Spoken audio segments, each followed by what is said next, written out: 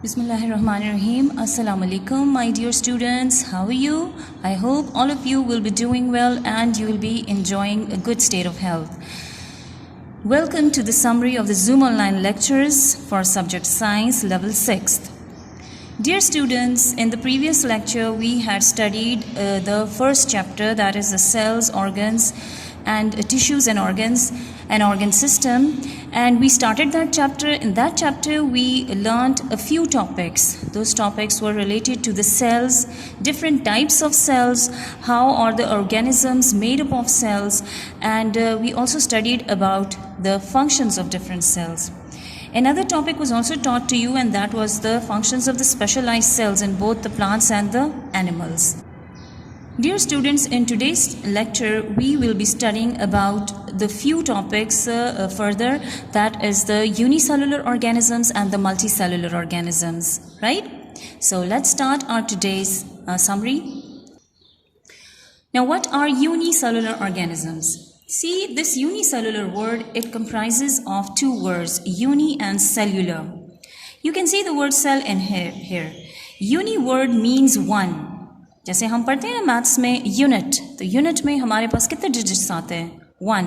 So uni means one, cellular means that made up of cells. Those organisms which are made up of only one cell, they are called unicellular organisms. In other words, we can also call them single-celled organisms. हम उनको single-celled organisms भी कहते हैं. Where are they found? They are mostly found in water, ponds, lakes. यहाँ पर ये मिलते हैं. They are very, very small, like they are microscopic in size. You have to observe them only under the microscope. Otherwise, they are not visible with the naked eye. ठीक है? These unicellular organisms, they contain all the organelles. तमाम के तमाम वो organelles इसके अंदर मौजूद हैं. They can perform all the functions.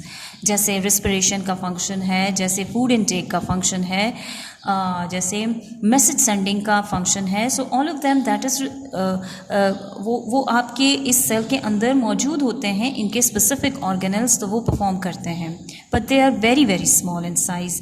Some of the examples are amoeba, euglena. इसके अलावा और भी हमारे पास बहुत सारे examples हैं, like paramecium. Paramecium भी हमारे पास unicellular organisms में आते हैं. These are only the few examples of unicellular organisms. Otherwise, there is a very big class of unicellular organisms that include protozoans. ठीक है, प्रीवियस क्लास में आपने प्रोटोजोआ के बारे में पढ़ा है, तो वो भी आपके पास यूनिसेलुलर ऑर्गेनिजम्स होते हैं. यूग्लिना जो होता है ये आपके पास एज अ प्लांट भी बिहेव करता है और एज एन एनिमल भी बिहेव करता है, because it contains chloroplast which is one of the characteristics of plants. Paramecium, it contains 2 nuclei. And amoeba जो आपके पास होता है, it can change the shape what ever it likes. Now comes the multicellular organisms. Multicellular is also made up of 2 words. अगर हम इसकी scientific vocabulary पे नज़र डालें तो ये हमारे पास 2 वर्ड्स से मिलके बना है, multi and cellular. The word multi means many. जैसे हम देखते हैं, हम कहते हैं कि इसमें बहुत सारे कलर्स हैं, तो we just use a single word multi coloured. हम उसको मल्टी कलर्ड का वर्ड दे देते हैं बिकॉज उसमें आपके पास बहुत सारे कलर्स आ जाते हैं. ठीक है, ब्लू भी होता है, ब्लैक, ऑरेंज, पर्पल. तो अगर आपके पास कोई ऐसी पेंटिंग है जिसमें बहुत सारे कलर्स होते हैं, हम कहते हैं ये मल्टी कलर्ड है. सिमिलरली हम बच्चों को जो सप्लीमेंट्स देते हैं वाइटामिन्स की, उसको हम मल्टी वाइटामिन्स कहते हैं because it contains a lot of vitamins inside it, many vitamins in it. This word multicellular, it also has this word multi, which means many. So what will be the multicellular organisms? Those organisms which are made up of many cells, they are called multicellular organisms. इनकी ख़ास बात ये होती है कि they are quite bigger in size because they have got a number of different cells inside it.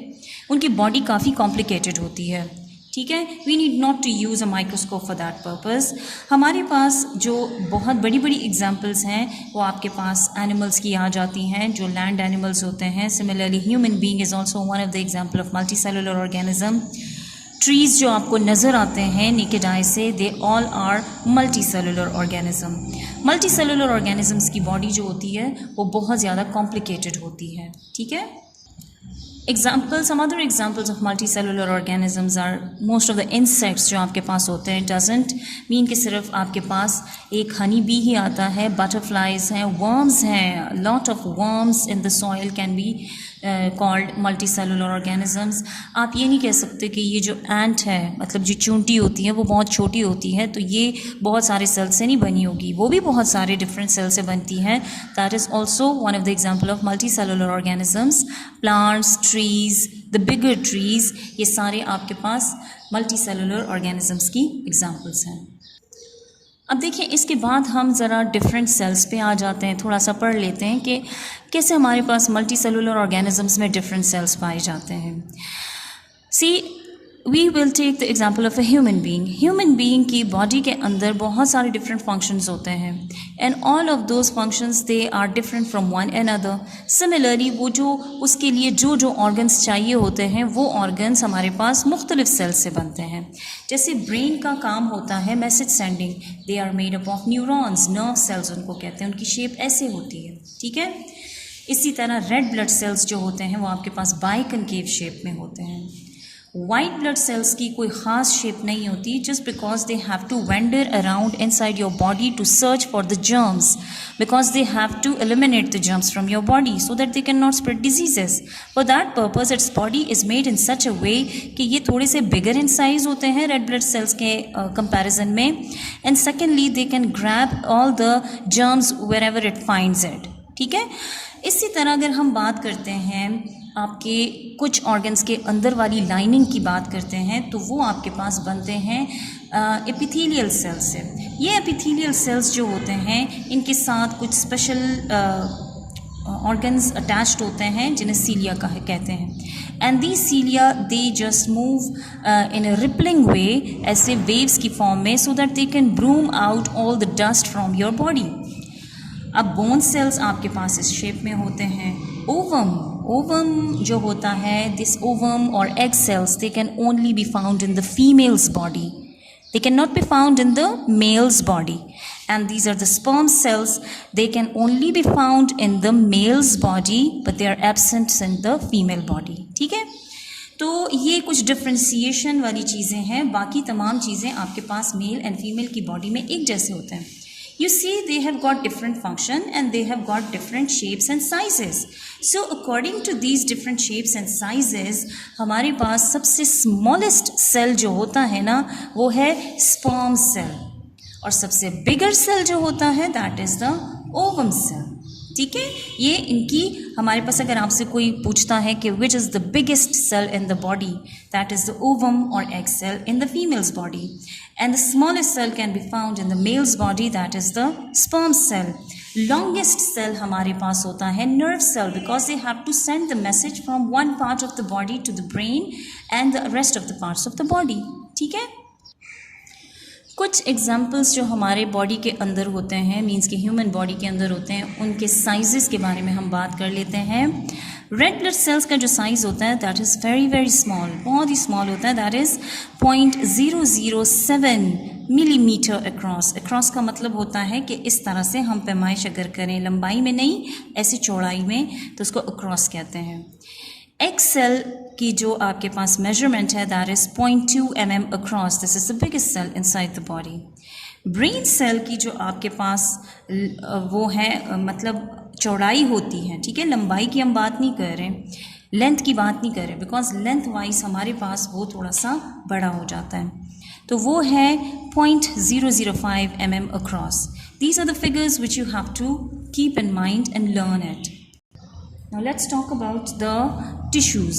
Tissues जो हमारे पास होते हैं that is made up of a group of cells with similar structures working together to perform a shared functions. Means when similar kinds of cell they come close together, they perform only one function, they make a tissue. Inside our body, inside the body of an animal, we are having a number of different tissues. पहले हम ज़रा animal tissues को discuss कर लेते हैं, then we'll come on the plant tissues.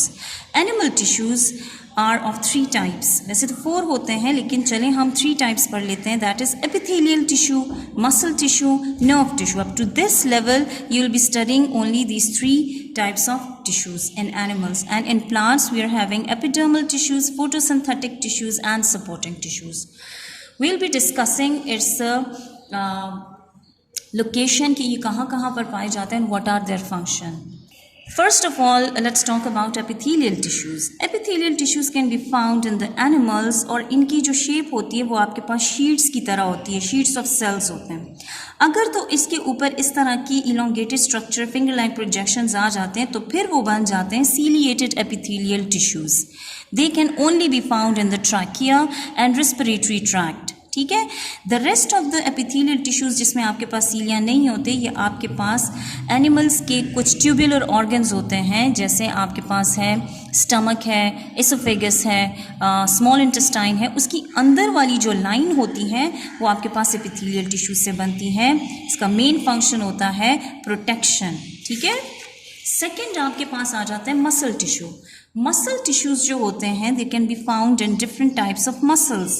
They are mostly found in the limbs. Limbs कहते हैं legs को, हैंड्स को. ठीक है, ये लिम्स होते हैं और उनके सर्टन जो ऑर्गन्स होते हैं जैसे हार्ट है वो भी टिश्यू है, वो भी मसल है. ठीक है, तो वो उससे भी आपके पास ये मसल सेल्स मौजूद होते हैं. They can be found in the bundles of cells. Bundles of cells मतलब ग्रुप ऑफ सेल्स इन्होंने बनाया होता है और ऐसे फाइबर्स की फॉर्म में होते हैं, धागों की शक्ल में.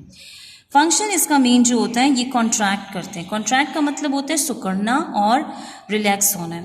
तो जब आपके पास मसल्स कॉन्ट्रैक्ट और रिलैक्स होते हैं only then it can perform the function of movement. Okay, it perform the function of movement in the animals body. Third type is the nerve tissues. As its name indicates, they can be found in the nervous system, and the nervous system contain your brain and the spinal cord. तो mostly ये brain में और spinal cord में मौजूद होते हैं. Network सा बनाया होता है. नेटवर्क का मतलब होता है जाल. ऐसे जाल बिखरा हुआ होता है, एक न्यूरॉन दूसरे के साथ अटैच्ड हो के ये काम करते हैं. मेन फंक्शन इसका ये है कि ये आपके बॉडी के अंदर मैसेजेस पहुंचाने का काम करते हैं. कौन सा काम कब करना है आपकी बॉडी को ऑर्डर भी आपका ब्रेन ही देता है through these nerves, and they function in the form of carrying the messages from one part of the body to another. These are the animal tissues, supporting tissues. Supporting tissues are mainly found in the plant stem, क्योंकि stem ही आपके plant को एक मजबूती, एक support देता है. इसके support क्यों देते हैं? क्योंकि इसके जो दीवारें होती हैं, इसके जो वॉल्स होते हैं ना, वो काफ़ी थिक होते हैं, मोटे होते हैं, जिसकी वजह से आपका स्टेम काफ़ी अरसे तक खड़ा रह सकता है, मजबूत होता है. And it's main function is that it gives support and strengthens the plant. The second type of plant tissue is photosynthetic tissues. As its name indicate कि ये photosynthesis का process करता है. तो इसी के according हम ये कह सकते हैं कि photosynthetic tissues can mostly be found in the plant leaves. आपके पास जो प्लांट लीव्स होते हैं उनमें जो एक सेल होता है उसको पैलिसेड सेल्स कहते हैं, और इस एक पैलिसेड सेल्स के अंदर आपके पास तकरीबन 50 क्लोरोप्लास्ट्स मौजूद होते हैं.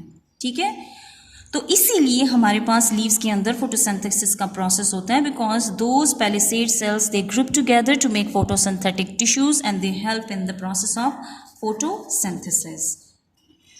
Third type of tissues is the epidermal tissues. Epi का मतलब होता है ऊपर, टॉप मोस्ट. डर्म का मतलब होता है स्किन.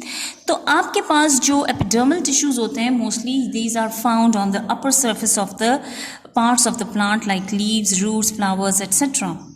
ये बने होते हैं पतले पतले फ्लैटेंड सेल्स की तरह, और इसका काम होता है प्रोटेक्शन फ्रॉम डैमेज, और ज़्यादातर ये उनको सूखने से, ड्राई अप होने से बचाता है. ठीक है, I hope you understood today's lecture. That's all for today. See you next time. Thank you. अल्लाह हाफिज़.